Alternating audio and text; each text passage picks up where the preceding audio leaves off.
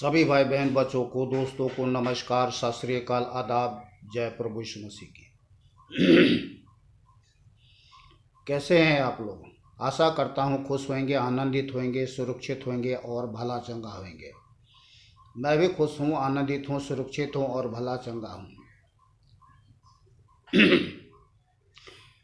पिता परमेश्वर को धन्यवाद करते हैं कि परमेश्वर पिता शुरू से लेकर के आज के सुबह तक हम सबके जीवन को अपने बलवंत धर्म देने हाथों में लेके संभाला हुआ है। रात में मीठे नींद में सुलाया, सुबह आत्मा प्राण देह से भला चंगा जगाया, आज का नया दिन दिखाया, आशीष बड़ा दिन दिया। इसके लिए दिल से धन्यवाद करें। धन्यवाद धन्यवाद धन्यवाद धन्यवाद धन्यवाद। पिता दयालु अनुग्रहकारी करुणामय परमेश्वर पिता, आपको धन्यवाद करते हैं सब बातों के लिए जो शुरू से लेकर के हालेलुया आज का दिन तक प्रभु आपने हम सब के जीवन को प्रभु हालेलुया अपने प्रेम के निमित्त हालेलुया हर प्रकार से भलाई करते हुए संभाला, जीवित रखा। इसके लिए कोटि कोटि धन्यवाद प्रभु मसीह यीशु के नाम से। साथ ही आज हम प्रार्थना करते हैं आज के वचन के लिए। आइए छोटी सी प्रार्थना कर लें, फिर वचन में जाएंगे। सर्वशक्तिमान पिता दयालु अनुग्रहकारी करुणामय परमेश्वर, मैं धन्य मसीह आप जीवते अद्वैत परमेश्वर प्रभु मसीह यीशु के नाम से आपके चरणों में आते हैं। स्वर्गीय पिता, हम प्रार्थना करते हैं, आज विशेष प्रार्थना करते हैं कि आज का जो प्रभु आपकी ओर से जो वचन दिया गया है प्रभु, यह हजारों नहीं, लाखों नहीं, करोड़ों नहीं, अरबों खरबों लोग तक पहुँचे, ताकि प्रभु लोगों का प्राण बच सके। हालेलुया। आपकी भली इच्छा है कि प्रभु कोई भी व्यक्ति नाश न हो। आपने अपने सत्य वचन में कहा है कि पिता ने जगत से ऐसा प्रेम रखा कि अपना इकलौता पुत्र दे दिया, ताकि जो कोई उस पर विश्वास करे वह नाश न हो परंतु आनंद जीवन पाए। हाँ पिता, हमारे दिल में भी ये इच्छा है प्रभु कि बहुत सारे भाई बहन बच्चे लोग हालेलुया पाप से, श्राप से, शैतान की युक्ति से, योजना से, बंधन से छूटने पाए, आरी से, बीमारी से, परेशानी से, हर दुख दरिद्रता से छूटने पाए और आप जीवते अद्वैत परमेश्वर को जाने माने और आपसे नया जीवन पाए। आपका बेटा बेटी बन करके जीवन जिए प्रभु यीशु के नाम से। हालेलुया। आज का वचन प्रभु हालेलुया हर एक देखने वाले सुनने वाले भाई बहन बच्चे लोगों के जीवन में आशीष का कारण हो और लोग जो आज आप जीवते अद्वैत परमेश्वर यीशु से दूर हैं प्रभु, ये लोग सुन करके, जो संसार में भाई बहन बच्चे लोग हैं जो पाप में जीवन जी रहे हैं, शैतान की इच्छा पूरी कर रहे हैं और वे नहीं जानते हैं कि वे ऐसा करके अपने जीवन को नाश करने के लिए नरक का द्वार खोल दिया है। पर आप बचाने वाला परमेश्वर है, आप बचाना चाहते हैं तो प्रभु बचाएं, अपना हाथ बढ़ाएं और जैसे लोग वचन सुनते हैं उनके मन खुले, दिल खुले, दिमाग खुले, जवान खुले कि यीशु मसीह ही प्रभु है। प्रार्थना सुनिए। धन्यवाद हमारे उद्धारकर्ता एकमात्र जीवित अद्वित परमेश्वर प्रभु मसीह यीशु के नाम से, आमीन। बोलिए आमीन। आमीन मीन्स होता है तथास्तु, अर्थात ऐसा ही हो। मैं प्रार्थना कर रहा हूँ तो मेरे आँख से आंसू आ रहे हैं, क्योंकि आज का जो वचन है वो बहुत ही पावरफुल वचन है और जो लोग सुनेंगे सच में बच जाएंगे। अन्यथा जो अनसुना और अनदेखा करेंगे और मनमानी करेंगे बहुत बड़ी भयानक होने वाली है। तो आज हम देखेंगे। देखिए, मैं एक बात बताता हूँ, सब चीज़ों के बारे में जानकारी रखते हैं लोग संसार में, सब चीज़ों के, अपने जीवन की जानकारी नहीं रखते। सबसे पहली बात, ईश्वर की जानकारी नहीं रखते और रखते हैं तो अपने मतलब और स्वार्थ के लिए रखते हैं। और बहुत चीज़ों के बारे में नाम सुना गया, जाना गया, जिसमें से एक है नरक। इस बात को कभी कभी सुधी बुद्धि में आती है, पर क्या करते हैं लोग, इधर से आते हैं इधर से निकाल देते हैं, चल हट, जो होगा देखी जाएगी, ऐसा लोग मन में सोच लेते हैं, विचार लेते हैं और आगे बढ़ जाते हैं। किस लिए कहाँ आगे बढ़ जाते हैं? पाप करने के लिए। तो आज हम बात करेंगे परमेश्वर के धर्म, नियम और न्याय व्यवस्था की बात करेंगे। जो परमेश्वर ने आज हमें अपने धर्म, न्याय, नियम, व्यवस्था की बातें हमारे जीवन में रखना चाहता है कि हम सावधान होकर के सतर्क हो रह करके, सचेत हो करके, चौकस रहकर जागते हुए जीवन जिए और किसी भी प्रकार से कोई लापरवाही ना करें। तो देखिए, परमेश्वर किसी का पक्षपात नहीं करता। सबसे पहले परमेश्वर सबसे प्रेम करते हैं, पर जो उन्होंने कानून, नियम, न्याय, व्यवस्था ठहराया है, ये सब के लिए लागू होता है। तो इसलिए इसमें किसी प्रकार से कोई व्यक्ति ये ना समझे कि बस ये मेरे लिए नहीं है, ये तेरे लिए है नहीं, ये एक सोच बहुत बड़ा धोखा होगा। तो चलिए हम वचन को शुरू करते हैं। सबसे पहले देखिए, एक बात और बता दूं। बचपन से लेकर के माता पिता बूढ़ा हो जाते हैं, तब तक अपने बच्चों को समझाते हैं, बताते हैं, सिखाते हैं, जागृत करते रहते हैं कि देख बेटा, पाप मत करना। एक बच्चा चींटी को देखता है, ऐसा करके मारता है, कहता नहीं बेटा ये पाप लगेगा। तो माँ बाप को तो मालूम है, पर बच्चों को मालूम नहीं है। तो बचपन से माता पिता, हमारे माता पिता, आपके सबके माता पिता तो एक ही होते हैं, समझाते आ रहे हैं, बताते आ रहे हैं, सिखाते आ रहे हैं कि इसका परिणाम जो होता है बहुत बड़ा भयानक होता है, दंडनीय होता है। तो परमेश्वर ऐसे ही हमसे, जिसने हमको, आपको, सारी जगत के प्राणी पापी को सृजा है, बनाया है। पहले हम पापी नहीं थे, पर हमारे जो पूर्वज थे उसने पाप किया और पाप में गिर गए और हम पापी के संतान ठहरे। परमेश्वर का धन्यवाद हो कि परमेश्वर स्वर्ग को छोड़कर दुनिया में आया, मनुष्य रूप धारण करके आया, एक नया मनुष्य बन करके आया। उन्होंने अपनी हमें धार्मिकता दी, उन्होंने हमें पवित्रता दिया, उन्होंने हमें अपना एक छोटा सा नियम दिया, व्यवस्था दी, जिसका हमें पालन करना है। और वो यह कि हम उस जीवित अद्वैत परमेश्वर यीशु पर विश्वास करें, उनके बारे में जाने, उनको माने कि वो सर्वशक्तिमान, प्रेमी, दयालु, अनुग्रहकारी, करुणामय परमेश्वर है। वो हमसे प्रेम करता है और हमारे जीवन को बचाना चाहता है, और हमें केवल विश्वास करना है उन पर, और प्रभु के जो सत्य वचन है उसके अनुसार हमें चलना है। और प्रभु का जो सत्य वचन है वो मधु से भी मीठा है। इसमें किसी प्रकार से आपको पढ़ने में, प्राण में पीड़ा नहीं होगी, मन में पीड़ा नहीं होगा, बल्कि मन मीठा हो जाएगा, प्राण जागृत हो जाएगा, आत्मा जागृत हो जाएगा। आपके जीवन में जीवन, शांति, आनंद और खुशी आएगी। ये सब बहुत बातें हैं। तो जीवित अद्वैत परमेश्वर जो हमसे प्यार करता है, एक ही परमेश्वर जिसका नाम प्रभु मसीह यीशु है, वो हमसे प्यार करता है और हमें बचाना चाहता है। फिर भी हमें बाइबल में जो लिखे गए हैं प्रभु के नियम,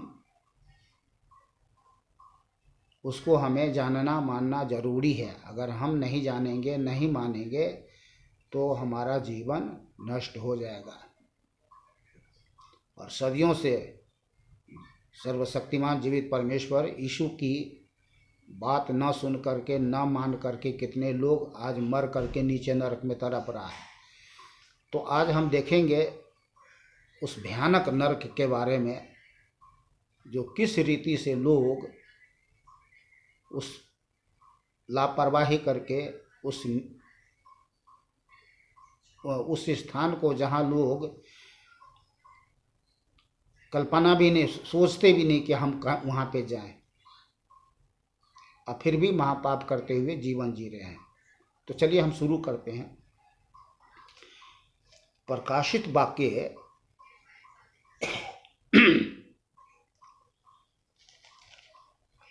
21 अध्याय और 8 आयत में लिखा है, ध्यान करिए, वचन को ध्यान से सुने, शुरू से लेकर के आखिरी तक वचन को सुने और देखें और आमीन के साथ वचन को ग्रहण करें। वीडियो को भगा भगा करके ना देखें, उससे कोई फायदा नहीं होगा, और फिर ये आपके जीवन के लिए है। ये तो क्या अपने जीवन से खिलवाड़ करोगे? दुनिया तो खिलवाड़ करके नीचे नर्क में चला गया, तो अपने तो जीवन को बचाओ। इसलिए ध्यान से सुने वचन को। परंतु डरपोकों और अविश्वासियों, डरपोकों कौन? जो परमेश्वर के नाम लेने से डरते हैं, शर्म करते हैं। अरे भाई, कोई पत्नी अपने पति के नाम लेने से शर्माते हैं क्या? घबराते हैं क्या? डरते हैं क्या? भयभीत होते हैं क्या? नहीं ना। अगर वो ऐसा करती है तो बेबी विचार नहीं है, तो हम तो नहीं डरते। हम तो दुनिया के लोगों के सामने में कहते हैं, हाँ मेरा पति तो वही है, यीशु, प्रभु यीशु मसीह, वही हमारा पिता है, वही हमारा पति है, वही मेरा स्वामी है, वही मेरा सृजनहार है, पालनहार है, तारनहार है, जीवन श्वास देने वाला, क्षमा करने वाला, दया करने वाला, कृपा करने वाला, अनुग्रह करने वाला, दान देने वाला, वरदान देने वाला, शुद्ध करने वाला, पवित्र करने वाला, स्वर्गीय स्थान में बैठाने वाला परमेश्वर वही है। तो हम तो नहीं डरते, नहीं शर्माते, नहीं घबराते हैं। अविश्वासियों, जो परमेश्वर पर विश्वास नहीं करते। क्यों नहीं करते? क्योंकि उसने अपना जीवन शैतान को दे रखा है। और घिनौनों, जो दुनिया में महाघृणित पाप करते हुए जीवन जी रहे हैं। और हत्यारों, जो हत्या करते हैं शैतान बन करके। और बेविचारियों, रात दिन बेविचार करने में लगे रहते हैं। उसको कीड़ा जो है, उसके जीवन में कीड़ा और पीड़ा लगी रहती है बेविचार करने के लिए, जो हमेशा एक दूसरे माँ बहन को इधर उधर ताक झांक करते रहते हैं, रात दिन उसी बारे में सोचते रहते हैं। और टोनहु, तंत्र मंत्र जादू टोना करने वाले, और मूर्ति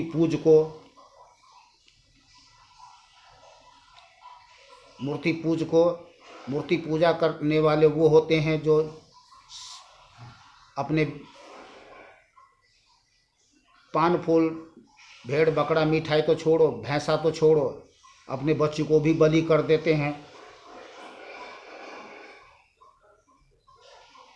और महापाप करने का स्थान बना लिए हैं, दुनिया से लूटने के लिए, मूर्ति स्थापित करके दुनिया से लूटने के लिए धर्म कर्म व्यवस्था खोल रखे हैं। और सब झूठों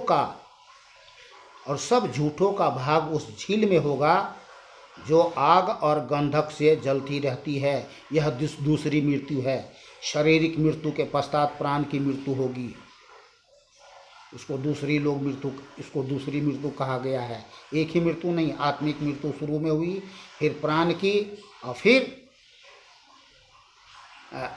शरीर की, और फिर प्राण की होगी आखिरी, जो बहुत भयानक होगा। और इसको हम आगे में देखेंगे। तो फिर से एक बार रिपीट कर दूं। परंतु डरपोकों, अविश्वासियों और घिनौनों और हत्यारों और बेविचारियों और टोनहों और मूर्ति पूजकों और सब झूठों का भाग, किसका भाग? झूठों का भाग झील में मिलेगा जो आग और गंधक से जलती रहती है। आग का झील है जो गंधक से जलती रहती है। यह दूसरी मृत्यु है।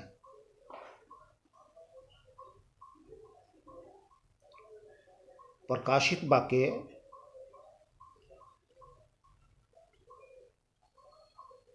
19 का 20।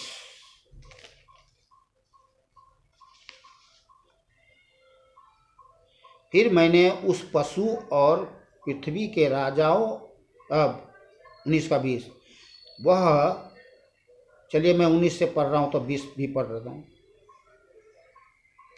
फिर मैंने उस पशु और पृथ्वी के राजाओं और उनकी सेनाओं को उस घोड़े के सवार और उसकी सेना से लड़ने के लिए इकट्ठे देखा।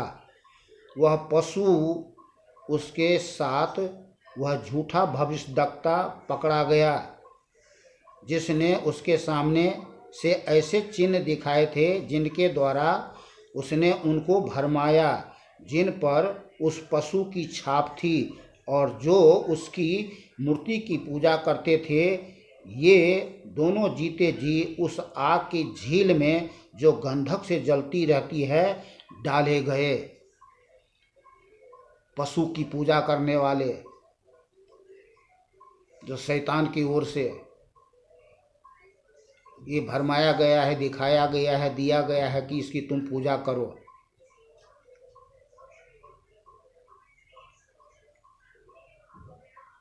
तो ये सब जो है आग में डाल दिए गए, जो गंधक से जलती रहती है। और प्रकाशित वाक्य 20 का 14 भी मैं आपको पढ़ के सुना दे रहा हूँ। मृत्यु और अधोलोक आग की झील में डाले गए। यह आग की झील दूसरी मृत्यु है, और जिस किसी का नाम जीवन की पुस्तक में लिखा हुआ ना मिला वह आग की झील में डाला गया।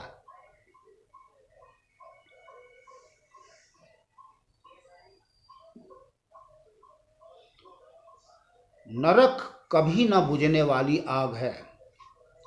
यशायाह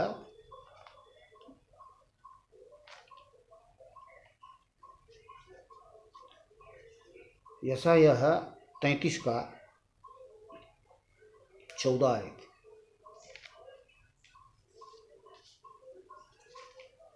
यशायाह 33 का 14 आयत में लिखा है, सियोन के पापी थरथरा गए हैं, भक्तिहीनों को कपकपी लगी है। हम में से कौन प्रचंड आग में रह सकता? हम में से कौन उस आग में बना रह सकता है जो कभी न बुझेगी?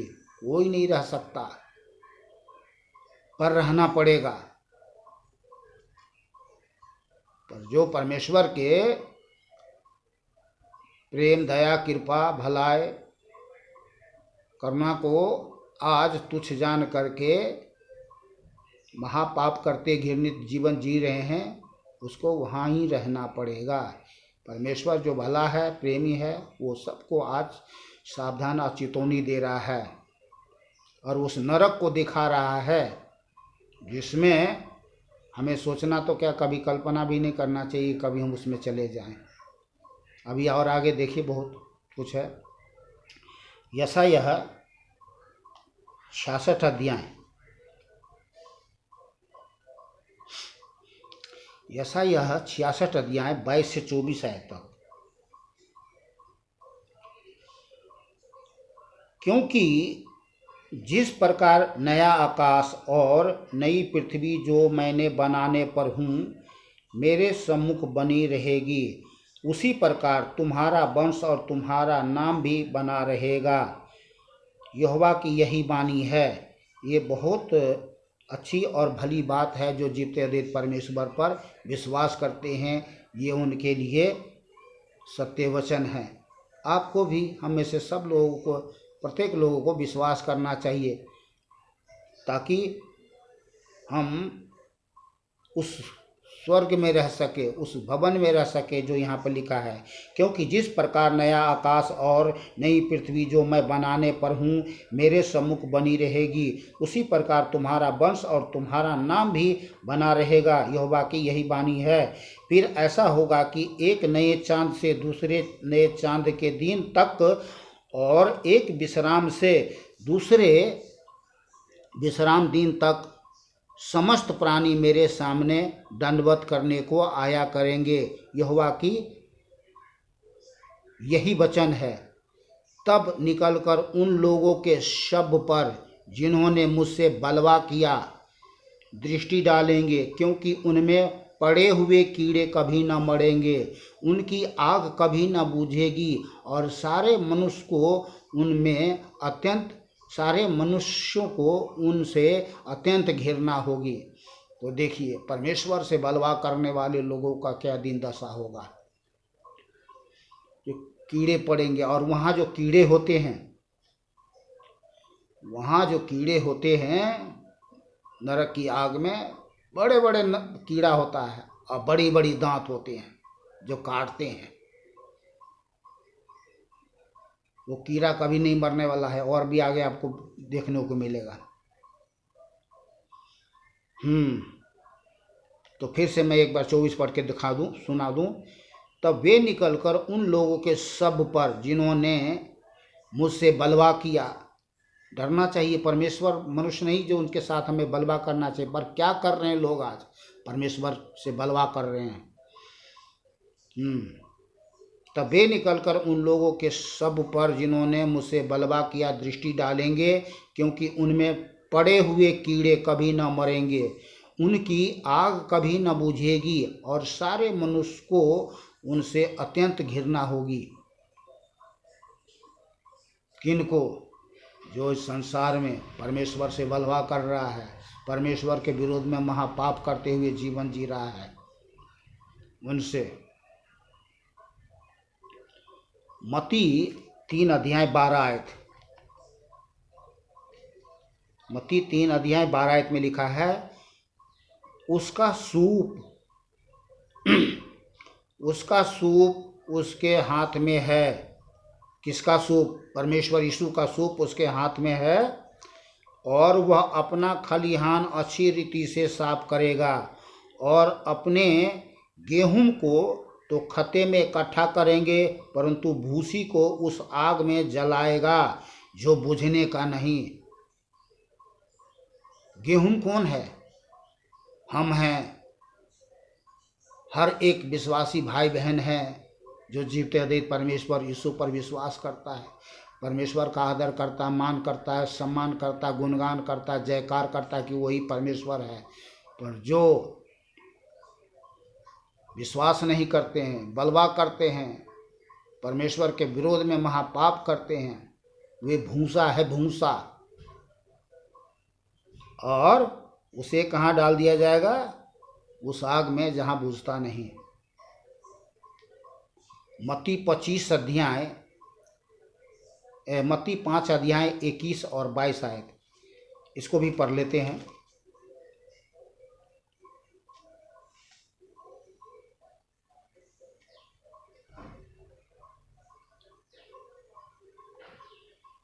तुम सुन चुके हो कि पूर्व काल के लोगों से कहा गया था कि हत्या न करना, और जो कोई हत्या करेगा वह कचहरी में दंड के योग्य होगा।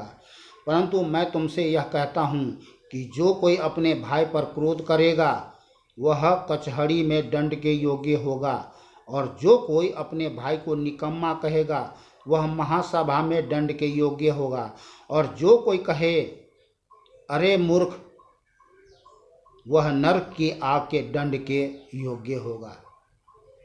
ध्यान करें। इसलिए कभी भी अपने भाई को कोई तुच्छ न समझे, तुच्छ न जाने, उसका आदर मान करे, सम्मान करे। बड़ा भाई आदर के योग्य होते हैं, उनको मूर्ख नहीं कहना चाहिए। इसका मतलब है कि ऐसा कह करके आप अपने आप को बहुत उससे भी बड़ा ज्ञानी, बुद्धिमान, पद प्रतिष्ठित, धनवान, बलवान, शक्तिवान हो, और बहुत कुछ अपने आप को साबित करते हो। इसका मतलब ये होता है परमेश्वर ऐसे लोगों को नीचा करता है।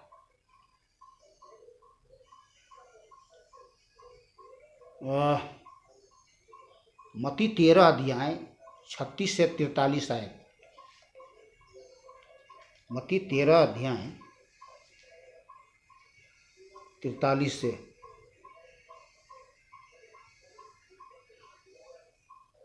36 से 43 आयत।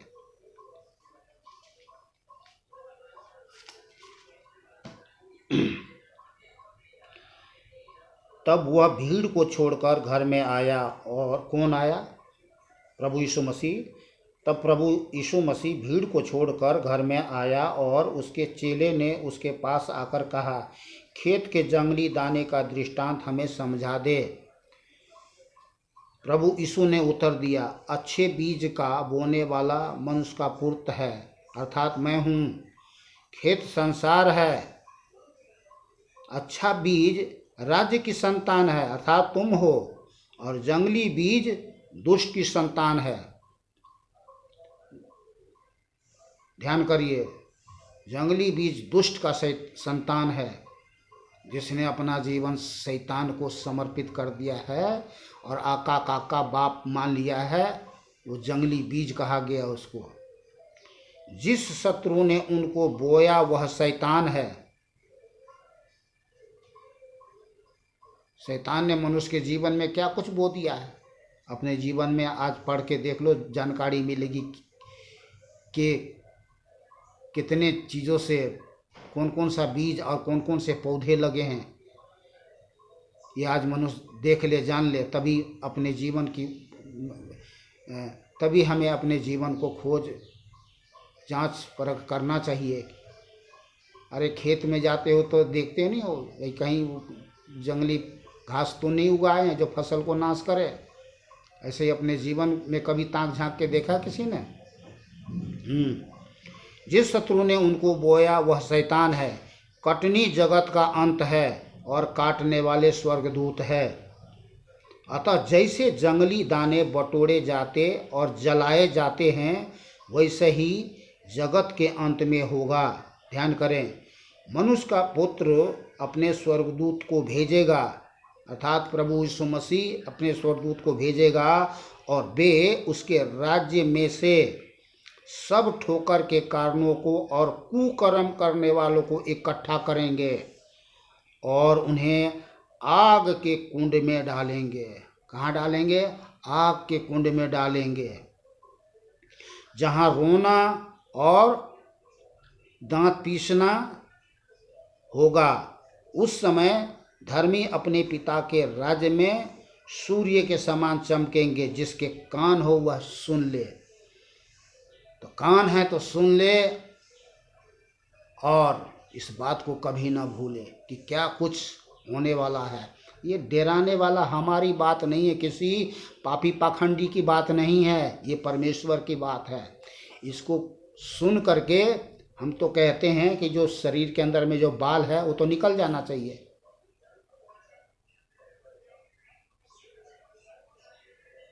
मेरे तो भाई ये सब बातें सुनता हूँ तो मेरे तो रोंगटे खड़े हो जाते हैं। सचमुच में मेरे रोंगटे खड़े हो गए। मैं तो डरता हूँ कि प्रभु कहीं कोई ऐसी गलती पाप मैं न कर लूँ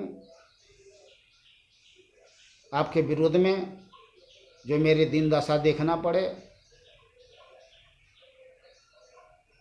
बहुत अच्छी बात है कि परमेश्वर हमारे बहुत सारे गलती को, अपराध को, पाप को क्षमा करता है, पर तब जब हम उसके चरणों में आते हैं, मान लेते हैं कि प्रभु हमने गलती की, अपराध की, पाप की, महापाप की, चोरी किया, डाका डाला, हत्या किया, बेविचार किया, लोगों को बहुत धोखा दिया, दुख किया, माँ बाप को सेवा नहीं की, और शैतान की इच्छा पूरी की, मर्डर की, बहुत सारे बुरे कर्म जो मनुष्य करता है, मान ले और क्षमा मांग ले। परमेश्वर जो दयालु है क्षमा कर देगा, कहेगा जा बेटा तुम्हें तो क्षमा कर दिया, लेकिन आगे से मत करना। अगर यदि तुम आगे से करोगे मैं तुम्हें फिर क्षमा नहीं करूँगा। एक बार तुम्हारे लिए अवसर दिया है मैंने।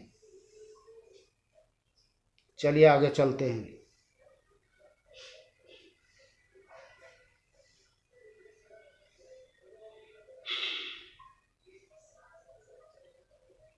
चौथा, नरक अनंत आग है, जिसमें शैतान और उसके दूत और शैतान की इच्छा पर चलने वाले कठोर, स्वार्थी, घमंडी और पाखंडी को उस अनंत आग में डाल देगा। मत्ती 25 का 41 आयत।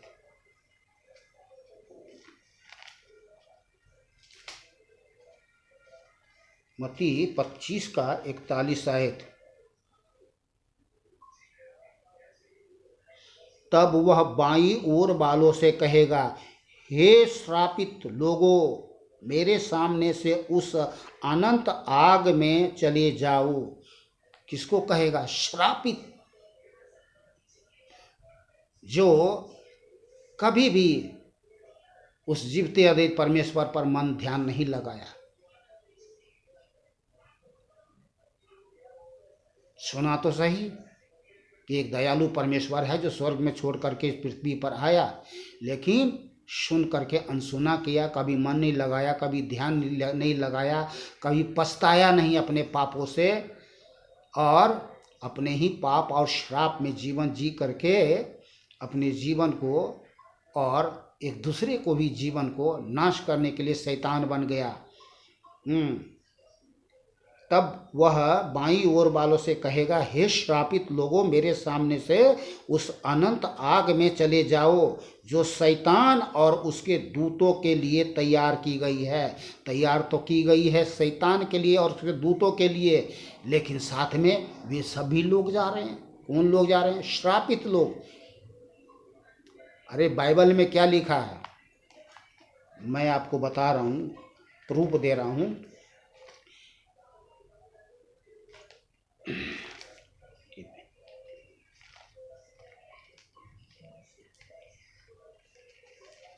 अरे जल्दी निकलो भाई। हालेलुया। ये देखिए, गलातियाँ 3 का 13 आयत में लिखा है, मसीह ने जो हमारे लिए श्रापित बना, हमें मोल लेकर व्यवस्था के श्राप से छोड़ाया, क्योंकि लिखा है, जो कोई काठ पर लटकाया जाता है वो श्रापित है। तो प्रभु यीशु मसीह ने तो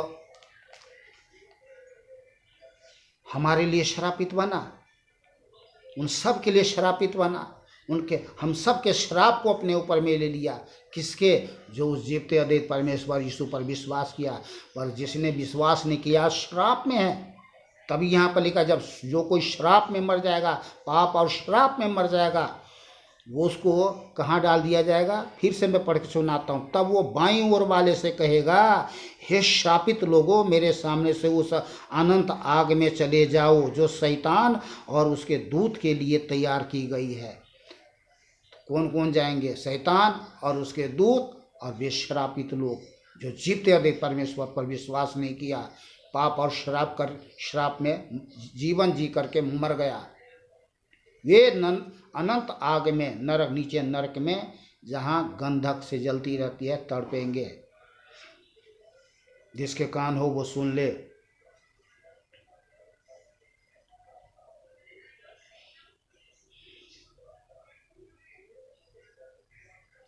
और मरकुश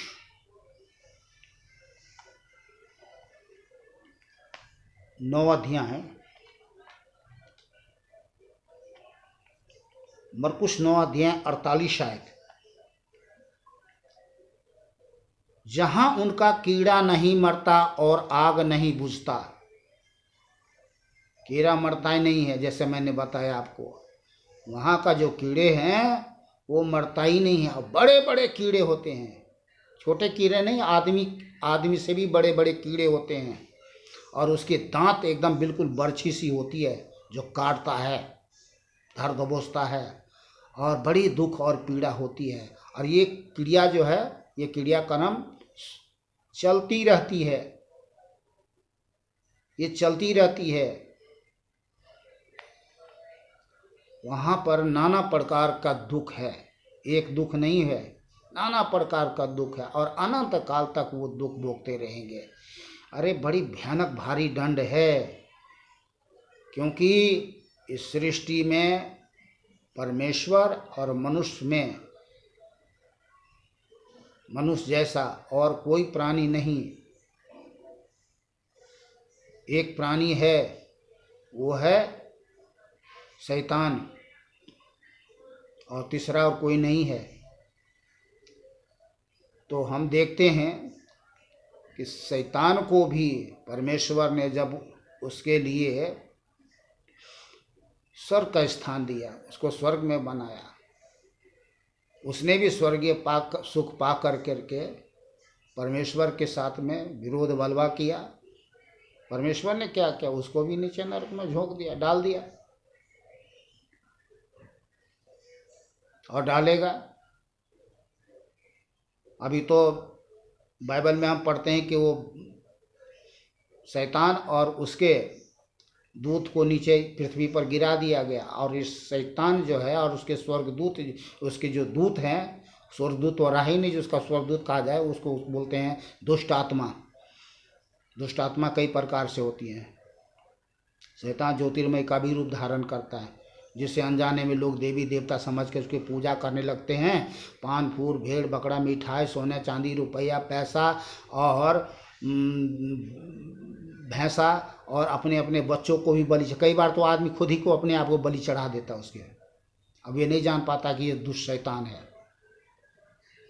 अरे समझना चाहिए कि परमेश्वर या कोई स्वर्गदूत मनुष्य नहीं कि वो पान फूल मिठाई भेड़ बकरा भैंसा सुअर या आदमी की मांस और खून पिए। ये दिया है प्रभु ने, समझ लिए।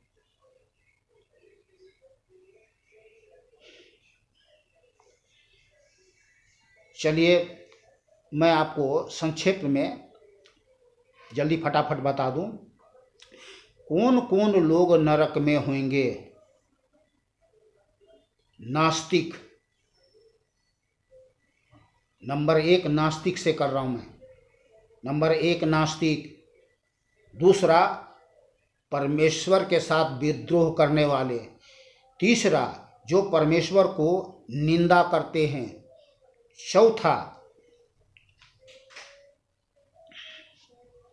चौथा जो बच्चों को पथ भ्रष्ट करते हैं। मत्ती 18 अध्याय 8-9, मरकुस 9 अध्याय 42 से 48 आप पढ़ लीजिए, घर में ही पढ़ लीजिए। बाइबल है आपके पास, अच्छी बात है। अगर बाइबल नहीं है तो बाइबल डाउनलोड करें, अपने जीवन को प्राण को बचाना चाहते हो कोई तो। 5वां फरीसी, मत्ती 13 अध्याय 29 से 33, इसको मैं पढ़ के सुना देता हूँ।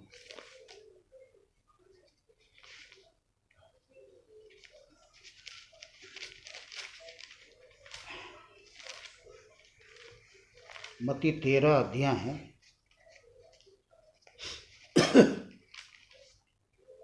29 से 33 आयत।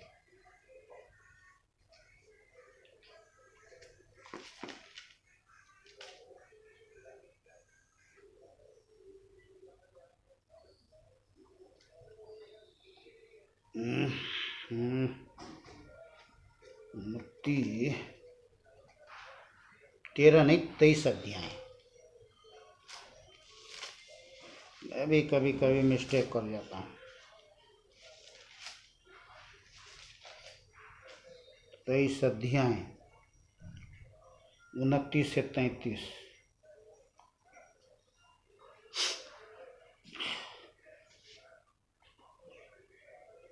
हे कपटी शास्त्रियों और फरीसियों, तुम पर हाय। हाय मीन्स श्रापित। तुम भविष्यद्वक्ताओं की कब्रें संवारते और धर्मियों की कब्रें बनाते हो। ध्यान करिए, हे कपटी शास्त्रियों और फरीसियों, तुम पर हाय, अर्थात तुम श्रापित हो। तुम भविष्यद्वक्ताओं की कब्रें संवारते और धर्मियों की कब्रें बनाते हो और कहते हो, यदि हम अपने बाप दादों के दिनों में होते तो भविष्यद्वक्ताओं की हत्या में उनके साझी न होते। इससे तो तुम अपने पर आप ही गवाही देते हो कि तुम भविष्यद्वक्ताओं के हत्यारों की संतान हो। अतः तुम अपने बाप दादाओं के पाप का घड़ा पूरी तरह से भर दो। हाँ भर। अतः तुम अपने बाप दादाओं के पाप का घड़ा पूरी तरह से भर दो। हे सांपों और करेत के बच्चों, तुम नरक के दंड से कैसे बचोगे?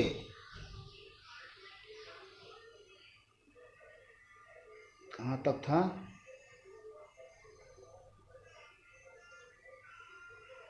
उनतीस तक। चलिए मैं आगे तक पढ़ दिया। कैसे बचोगे? तो नहीं बचेंगे। तो कौन है ये? फरीसी। ये फरीसी किसको कहते हैं? झूठे पाखंडियों को।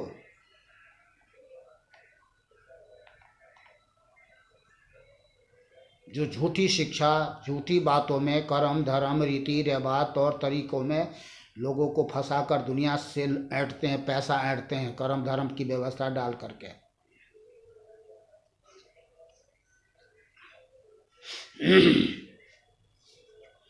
और छठा है जो पशु के चिन्ह से चिन्हित होते हैं। प्रकाशित वाक्य है 14 का 10 आयत। सातवां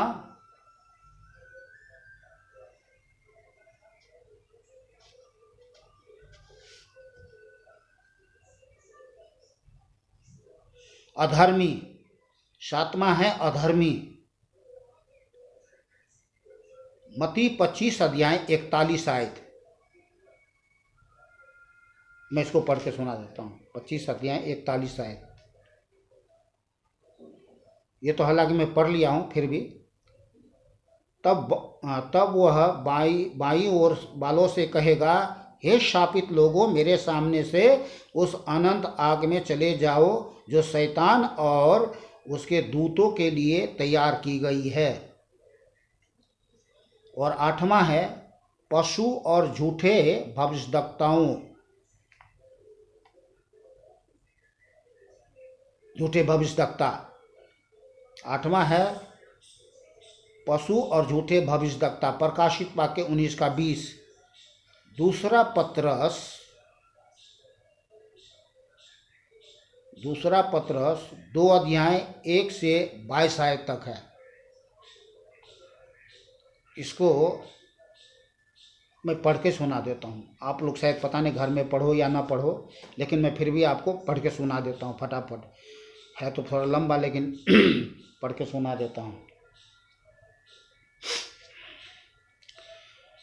जिस प्रकार उन लोगों में झूठे भविष्यद्वक्ता थे, उसी प्रकार तुम में भी झूठे उपदेशक होंगे, जो नाश करने वाले पाखंड का उद्घाटन छिप छिप कर करेंगे।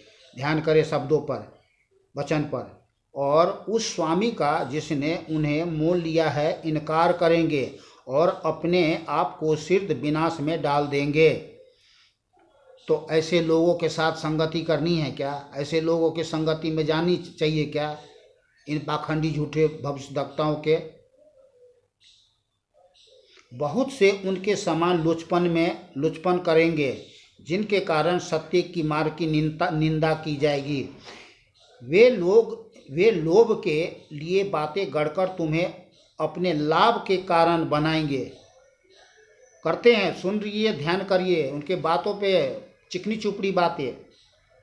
जैसा यहाँ लिखा है, वे लोभ के लिए बातें गढ़ कर तुम्हें अपने लाभ का कारण बनाएंगे, और जो दंड की आज्ञा उन पर पहले से हो चुकी है उसके आने में कुछ भी देर और उनका विनाश उधता नहीं।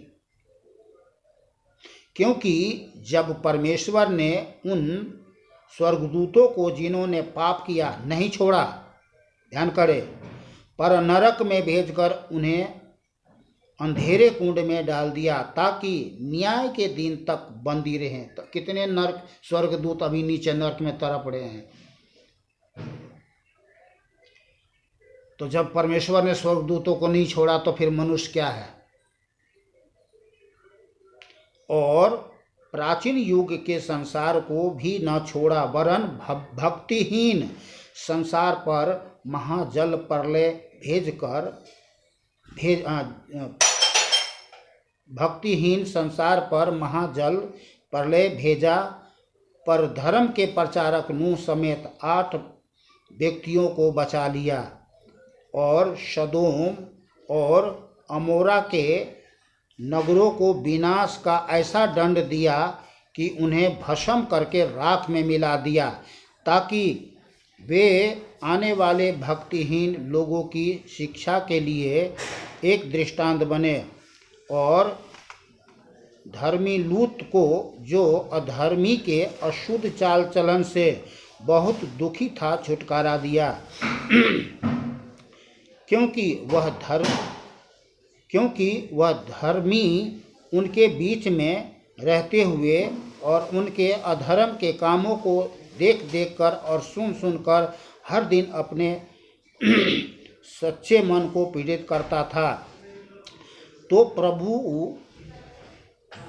प्रभु भक्तों को परीक्षा में से निकाल लेना और अधर्मियों को न्याय के दिन तक दंड की दशा में रखना भी जानता है, विशेष करके उन्हें जो अशुद्ध अभिलाषाओं के पीछे शरीर के अनुसार चलते और प्रभुता को तुच्छ जानते हैं। वे ढीठ और हठी हैं और वे उच्च पद वालों को बुरा भला कहने से नहीं डरते। तो भी चलिए यहीं तक पढ़ता हूँ।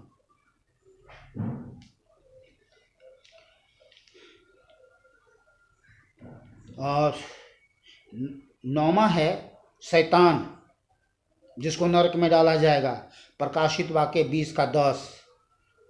10वां है मृत्यु और अधोलोक, प्रकाशित वाक्य 20 का 14। 11वां है जिसका नाम जीवन के पुस्तक में नहीं मिला, प्रकाशित वाक्य 20 का 15। और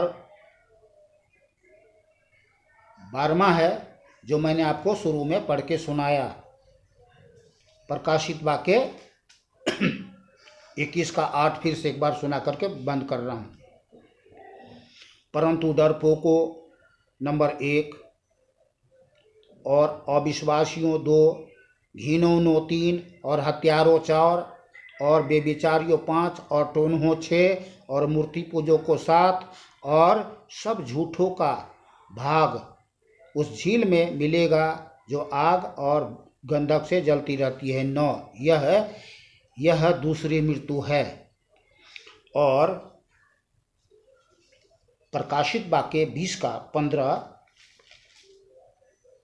और जिस किसी का नाम जीवन की पुस्तक में लिखा हुआ ना मिला वह आग की झील में डाला गया।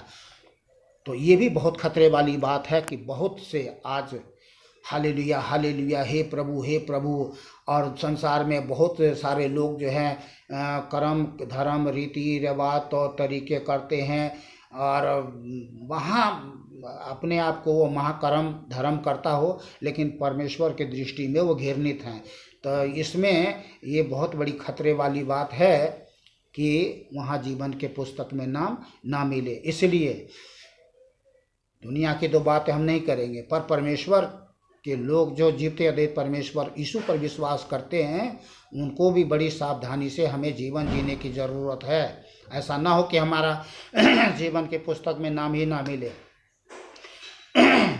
तो सावधान रहे, सचेत रहे, चौकस रहे, जागते रहें और भय भक्ति नर्मता दीनता लोलीनता के साथ प्रभु की सेवा करते रहें। परमेश्वर ने हमें वो अवसर दिया है, स्वर्गदूत के जगह हमको आपको स्थान दिया है कि हम उस जीवते अद्वैत परमेश्वर की सेवा करें। ये महान सौभाग्य हमें मिला है और इस पृथ्वी पर हम यदि विश्वास योग्य रहें तो वहाँ भी हमें वो स्थान मिलेगा, ताकि हम वहाँ भी जीवते अद्वैत परमेश्वर की सेवा करने पाएँ। स्वर्गदूत को क्यों नीचे स्वर्ग से बाहर निकाल दिया? क्योंकि वहाँ पर उसने विद्रोह किया, तो इसलिए उसको नीचे नरक में डाल दिया। तो यह पृथ्वी पर भी यही बात है कि जो परमेश्वर पर विश्वास नहीं करते, परमेश्वर का विद्रोह करते हैं, परमेश्वर के विरोध में महापाप करते हैं, सबको नीचे नरक में डाल दिया जाएगा, झोंक दिया जाएगा, कूड़े को झोंक दिया जाएगा, है न? चाहे कोई भी क्यों ना हो, परमेश्वर कभी किसी से पक्षपात नहीं करता। चलिए आज के लिए बस इतना ही। परमेश्वर का भय माने, डरे, कांपते हुए, थरथराते हुए जीवन जिए। इस बात को हमेशा, अगर प्राण प्रिय है तो, नहीं तो पीड़ा और दुख और अनंत आग जल रही है। मैं एक बार और प्रार्थना करता हूँ उन सभी संसारिक छोटे भाई बहन बच्चे लोग, सभी भाई बहन बच्चे लोगों के लिए जिन्होंने आज वीडियो देखा है और देखेंगे। सर्वशक्तिमान पिता, दयालु, अनुग्रहकारी, करुणामय परमेश्वर पिता, हम आपसे प्रार्थना, निवेदन, विनती करते हैं कि विशेष करके, खास करके जो संसार में जो आप जीते अद्वैत परमेश्वर यीशु से जो लोग दूर हैं प्रभु, वे लोग वीडियो ज़्यादा से ज़्यादा देखें। और जैसे इस वीडियो को देखते हैं प्रभु, उनको प्रभु हालेलुया मन खुल जाए, दिल खुल जाए, दिमाग खुल जाए, आँख खुल जाए, कान खुल जाए, और बिना देरी किए हुए आपके चरणों में अपना सर झुकाएं और आपसे जीवन पाले प्रभु, ताकि कोई नरक का भागी न हो प्रभु यीशु के नाम से। प्रत्येक वीडियो देखने वाले भाई बहन बच्चों लोगों को आपके बलवंत हाथ में सौंप देते हैं, आपके लहू में छुपा देते हैं। प्रार्थना विनती हमारे उद्धारकर्ता एक माँ जीवित अद्वैत परमेश्वर प्रभु मसीह यीशु के नाम से मांग लेते हैं, आमीन। धन्यवाद पिता, आपने हमारे प्रार्थना सुना, कोटि कोटि धन्यवाद प्रभु मसीह यीशु के नाम से, आमीन। बोलिए आमीन। खुश रहे, आनंदित रहे, सुरक्षित रहे, भला चंगा रहे। सभी भाई बहन बच्चों को जय प्रभु यीशु मसीह की।